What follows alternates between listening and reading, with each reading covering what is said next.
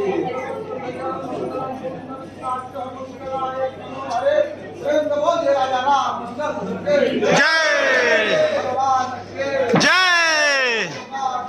जय। कहते हैं कुर्सी का लालच ही ऐसा होता है कि वो इंसान से क्या क्या नहीं करवा देता। अब चाहे वो किसी के पैर में गिरकर वोट मांगना हो या बिना मुहूर्त के ब्याह करना हो। ऐसा ही एक मामला बलिया से सामने आया है।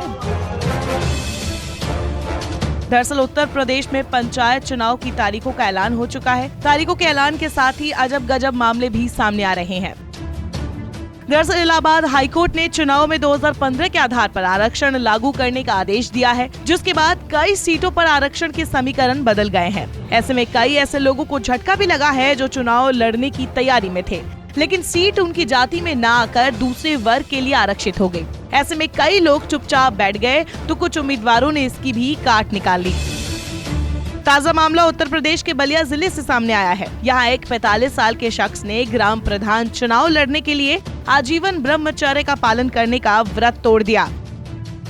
दरअसल जितेंद्र सिंह ने पिछली बार भी ग्राम प्रधानी के चुनाव में टाल ठोकी थी, लेकिन तब उन्हें जीत नहीं मिली थी। वो दूसरे स्थान पर रहे। इस बार ग्राम प्रधानी के चुनाव में वो फिर ताल ठोकने की तैयारी कर रहे थे, लेकिन बदले आरक्षण नियमों के तहत पंचायत की सीट महिला के लिए आरक्षित हो गई। ऐसे में दावेदार का चुनाव लड़ने का सपना टूट गया, लेकिन हार नहीं मानी। उन्होंने अविवाहित रहने के फैसले को बदलते हुए बिना कोई शुभ मुहूर्त के शादी कर ली। उनकी दुल्हन ग्रेजुएशन की पढ़ाई कर रही है और पंचायत चुनाव लड़ने को तैयार है। जितेंद्र सिंह शादी करने के बाद हनीमून पर जाने की बजाय सीधे चुनावी प्रचार में जुट गए हैं। 13 अप्रैल को बलिया में पंचायत चुनाव की नामांकन प्रक्रिया शुरू होगी, जिसमें हाथी सिंह अपनी पत्नी का नामांकन कराएंगे। वही गाँव में जितेंद्र और उनके समर्थक चुनावी प्रचार में लगे हुए हैं। सरकार द्वारा ये तो था आरक्षित सीट थी, लेकिन फिर बाद में वो महिला सीट आ गई। अच्छा। तो मेरे दोस्तों और मित्रों और मैं बुजुर्ग नागरिक गण लोग ने बोला कि आप शादी कर लीजिए, तो मैंने उन लोगों के कहना को माना। फिर मैंने शादी करने के मूड बनाई।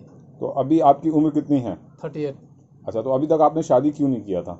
मैं संकल्प लिया था कि मैं शादी करूंगा ही नहीं। जी नहीं, विकास करने के लिए गांव के जनता और मेरे दोस्त मित्रों के कहना था कि अब शादी नहीं करेंगे तो फिर इस गाँव का विकास नहीं होगा, और महिलाएं सीट है, इसलिए मैं गाँव के जनता के कहने के अनुसार मैंने ये शादी की, ताकि मेरे जो भी शादी जिससे हो वो आए और प्रधान पद के प्रत्याशी बने और जीते, ताकि उनके द्वारा मैं गांव का विकास करूं।